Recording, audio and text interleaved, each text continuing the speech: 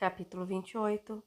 Linguagem, natureza e identidade dos espíritos. Luiz, por que vocês o chamam de Okage ou Jacó? Indagou Marlene. Achamos que o seu nome poderia causar polêmica, e a mensagem do espírito é a sua identidade.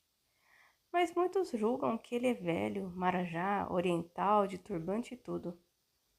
Coitadinho. A sua humildade jamais permitiria que usasse turbante adornado de pedras. O Okage é um cajado de flores que deixa o seu perfume por onde passa. Foi na terra um grande lutador pela liberdade dos oprimidos. Tomás chamou-nos à realidade. Depois dessa aula sobre o Apocalipse, é muito justo que busquemos o educandário. Você viu, irmã, como a corda arrebenta onde a gente não espera? Comentei, acercando-me de Luanda. Sempre ouvi dizer, corra dos bois mansos, que livre estará dos bravos, retrucou Luanda. Fomos caminhando, cantando essa canção. Educandário de luz, força da nossa doutrina. Aqui com Jesus, ele nos ensina a viver melhor, sempre em busca do nosso ideal. Educandário amado, precisamos de ti. Os livros procurados encontramos aqui.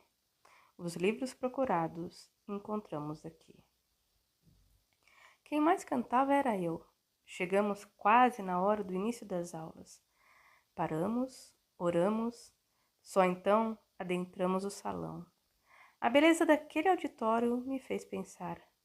Na crosta existe o primeiro mundo, sonhado por muitos países atrasados. Mas ele nada é diante do verdadeiro mundo, o espiritual, com suas belezas naturais, com o avanço tecnológico, enfim. Só mesmo vivendo aqui para compreender a grandeza de Deus. A aula teve início. Estudo da introdução de O Livro dos Espíritos, item 10.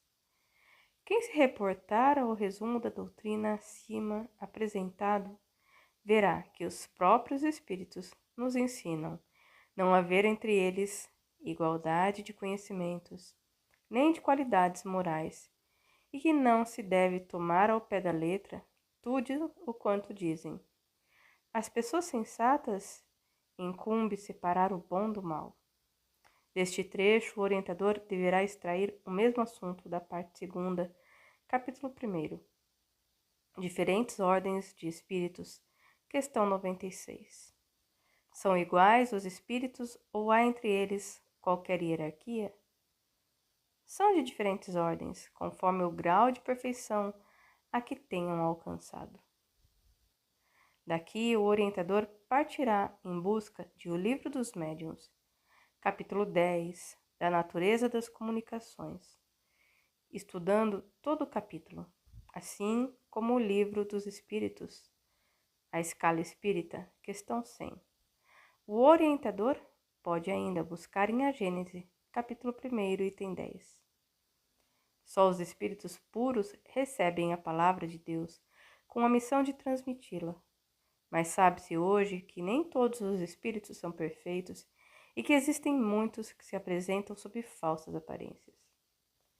Depois, para que o grupo aprenda a pesquisar, o dirigente pode procurar também no livro No Invisível, de Leon Denis, parte 2ª, capítulo 21, Identidade dos Espíritos. Se o orientador gostar do seu trabalho, deve ir mais além. Mas note bem, só serão consultados os livros respeitáveis da doutrina. Poderá estudar também o item 11 até o 15 da introdução de O Livro dos Espíritos, que são a continuação do 10, no item 14. Passaríamos de longe sobre a objeção que fazem alguns céticos, a propósito das falhas ortográficas que alguns espíritos cometem. Neste item encontramos muitas explicações. Uma delas, para os espíritos, principalmente para os espíritos superiores, a ideia é tudo, a forma nada vale. Mais informações iremos buscar em outras obras. Em O Livro dos Médiuns, capítulo 19, encontramos muito esclarecimento sobre as comunicações espíritas. Quando desejamos criticar o espírito, gostamos de ridicularizar os médiuns.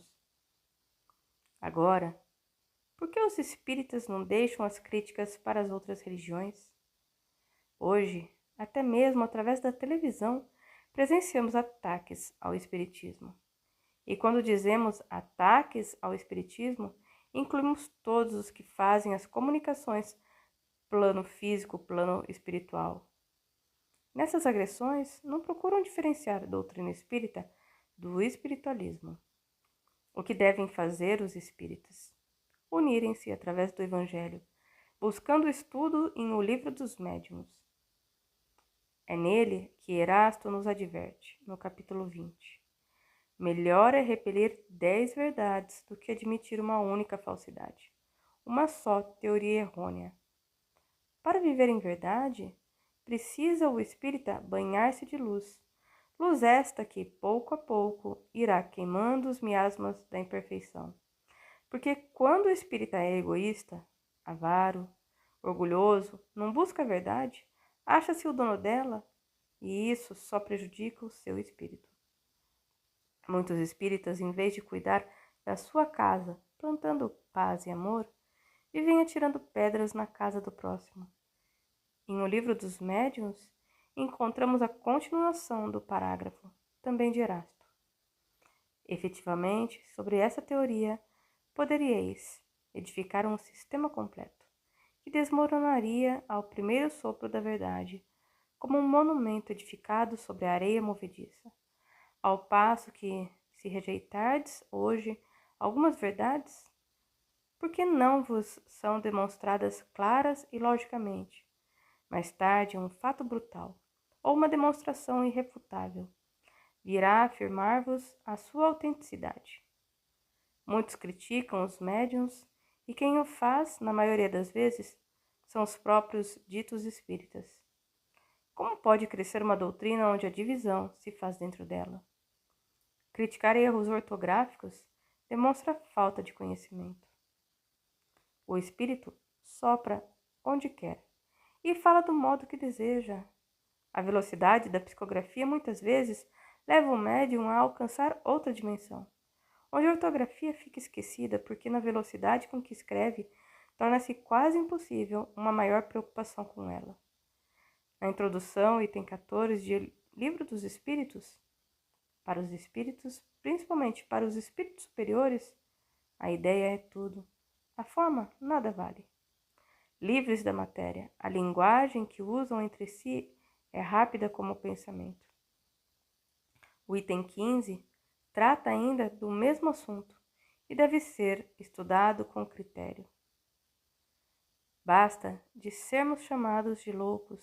Muitas vezes, a culpa é dos espíritas, sem conhecimento, que semeiam o medo, culpando o espiritismo por tudo de mal que lhes acontece. E nem tudo é obsessão. Muitas vezes, a chamada obsessão é falta de disciplina, de amor ou mesmo de educação. No final desse item da introdução, encontramos: bem frágil seria a religião se, por não infundir terror, sua força pudesse ficar comprometida. Felizmente, assim não é. De outros meios dispõe ela para atuar sobre as almas. Mais eficazes e mais sérios são os que o Espiritismo lhe faculta, desde que ela os saiba utilizar. Ele mostra a realidade das coisas e só com isso neutraliza os efeitos de um temor exagerado. Sim, a doutrina espírita é alegria, porque liberta. Ela não pode mandar ninguém para o inferno, como fazem outras religiões. A doutrina dá ao homem condição de conhecer-se a si mesmo e procurar mudar para ser feliz.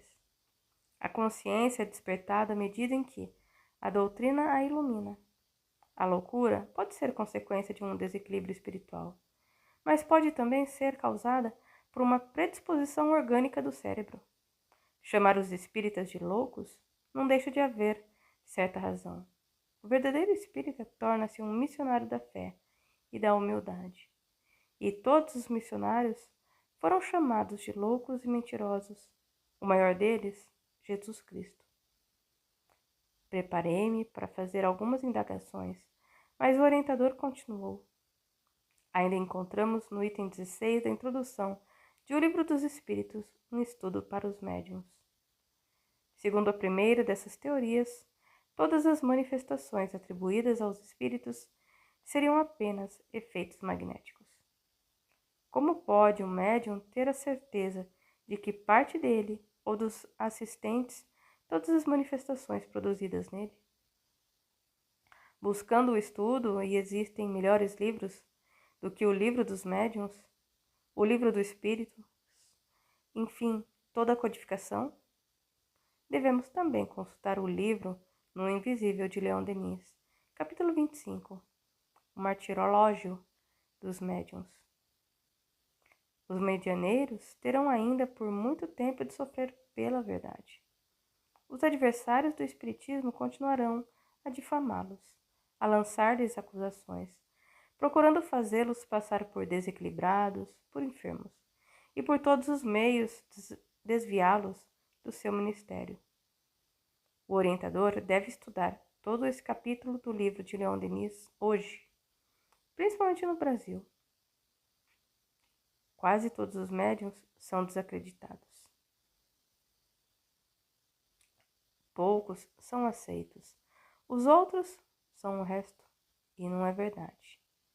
Chegam a dizer que a espiritualidade maior já disse tudo o que tinha para dizer, que nada mais o mundo espiritual tem para revelar e que com o desencarne dos médiuns conhecidos, junto com eles, vai a mediunidade. Que disparate! Bem sabemos que o espiritismo acompanha a ciência. Justamente hoje, que o mundo vive a era da transformação. Somente o espiritismo nada tem para apresentar de novo? Outros ainda dizem que a mediunidade está no fim e não aceitam nem os médiuns conceituados, chegando a atacá-los até sem os conhecer. Quando fazemos isso na doutrina, estamos indo contra ela e a favor de outras seitas que hoje usam os meios de comunicação para atacar o espiritismo, levando à televisão médiuns desequilibrados e doentes. Enquanto isso, no próprio movimento espírita se levanta uma nova inquisição de caça às bruxas, ajudando mesmo essas seitas, que tudo fazem para desmoralizar o espiritismo. Se existem médiuns desequilibrados, a culpa é da falta de amparo a eles. As casas espíritas são os hospitais que podem ajudá-los com o remédio poderoso do aprendizado. Arrancar a semente que está germinando, sem antes colocar o adubo, é não ajudá-la a tornar-se uma árvore frondosa. É falta de conhecimento da doutrina. Este educandário tem por finalidade fazer brilhar em todas as bibliotecas, espíritas ou não espíritas, os livros da codificação. Mas para isso, para que eles sejam compreendidos por pessoas simples, necessitamos daqueles que mais experiência e tempo têm de aprendizado. A preocupação é imensa, pois o Brasil recebeu uma auréola como o país do Evangelho, o celeiro do mundo, e estamos sentindo os espíritas portando-se como estavam os apóstolos na hora da traição de Judas, desiludidos e temerosos. Caifás, Pilatos e Anás riam e festejavam a vitória, enquanto Jesus, sozinho, caminhava para o suplício. Pedro o negara e todos haviam fugido. O cristianismo só cresceu no dia em que os apóstolos se uniram, crendo na doutrina do Cristo como o caminho, a verdade e a vida. Para muitos espíritas, o Cristo ainda está na cruz, e o medo de se comprometerem com o estudo os está levando a se dividirem. Precisamos urgentemente que cada um tome conta das casas do caminho e que todos falem um só idioma, o do Cristo. Só assim o Espiritismo, baseado na codificação, tornar-se-á uma doutrina compreensível, tanto aos simples quanto aos cultos. Todavia, se uma parte do templo estiver tombado, dificilmente a pátria do Evangelho será perfumada pelos espíritas.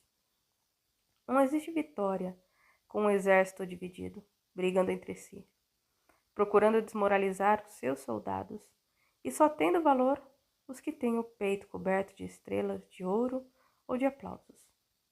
No exército do Cristo, todos somos iguais, pois todos temos direito ao trabalho e recebemos dele o talento, que ninguém tem o dom de destruir. Ainda no capítulo 26 do livro de Leon Denis, encontramos: a cada página da Bíblia encontraremos textos que afirmam a mediunidade, sob todas as formas e em todos os seus graus. Está nas mãos dos espíritas sérios, estudiosos, conhecedores do espiritismo, orientar, ajudar, esclarecer os médiuns iniciantes, sem conhecimentos doutrinários ou obsidiados, e não os queimar com o fogo do descrédito, da crítica, do ridículo. Deixemos isso para as outras seitas, que o farão com muito prazer. A responsabilidade é de todos os espíritas. Se em alguns o peso em seus ombros é maior, é porque tem por tarefa difundir a doutrina, levando ao povo, aos centros espíritas, o conhecimento das obras básicas, ensinando como se faz com uma criança, segurando em suas mãos com um método didático, para que todos compreendam a beleza que Jesus entregou a Allan Kardec, a codificação, e não ficarem trancafiados em suas belas bibliotecas, colocando a luz embaixo do alqueire, deixando de abraçar um confrade, mesmo que ele hoje ainda nem conheça o estudo sistematizado da doutrina. Mas quem sabe o abraço não seja a introdução de O Livro dos Espíritos, que irá tirar dos seus olhos a venda que ainda o distancia da doutrina.